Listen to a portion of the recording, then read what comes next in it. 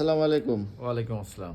ভাই, আমরা ইতিবৃত্ত চ্যানেল, আমরা এই যে নির্বাচনের আগে মানুষের নির্বাচন নিয়ে কি ভাবনা, এটা আসলে আহ, বিভিন্ন মানে প্রান্তিক মানুষের যে নির্বাচন নিয়ে ভাবনা, তাদের চিন্তা, এগুলো মত, এগুলা যাতে মানে একবার কেন্দ্রীয় পর্যায়ে বা উঁচু মহলে মানুষের জন্য শুনে বা সবাই শুনে মানুষের ধারণাটা, এর জন্য আসলে আমরা এই পথে প্রান্তরে ঘুরে মানুষের মতামত সংগ্রহ করছি। এটা আমাদের কোনো দলীয় লোক না, আমাদের এটা ব্যক্তিগতভাবে ইয়া থেকে। তো ভাই, আমার প্রশ্ন হচ্ছে যে এই যে বর্তমান বিএনপির দিকে মানুষ বেশি মানে ঝুঁকছে, মানে মনে হচ্ছে যে বিএনপির ভোট ব্যাংক বেশি, এটা কারণ কি?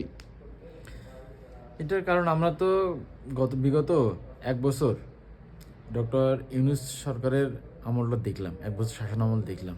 হ্যাঁ, হ্যাঁ, এক বছর শাসন আমল দেখে ইউনূস সরকারকে কার্যকর সরকার মনে হলো না, মনে হলো না। কিন্তু হুম হুম তা একটা রাজনৈতিক দলের আসা তো উচিত, দেশের শাসনভার নেওয়া উচিত। সেক্ষেত্রে বাংলাদেশের সবচেয়ে বড় যে দুইটা রাজনৈতিক দল, একটা বর্তমান নিষিদ্ধ আওয়ামী লীগ সংগঠন, আর একটা হচ্ছে আপনার বিএনপি। এই দুইটা দলই বড়। ঠিক। আওয়ামী লীগ তো নিষিদ্ধ, তাদের কার্যক্রম নিষিদ্ধ, তারা তো নির্বাচন করতে পারবে না।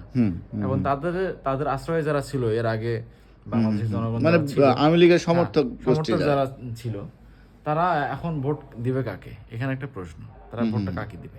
তারা তো অন্য যে বাকি যেসব রাজনৈতিক দল আছে, তাদের তাদের সঙ্গে তাদের আদর্শের একটা সাংঘর্ষিক আছে। না, আমি আপনার কথাটা মানে সংক্ষেপে বুঝতে পেরেছি। আমরা আসলে ভিডিওটা অনেক ছোট করি, তো তাই আমি আপনাকে থামিয়ে দিলাম।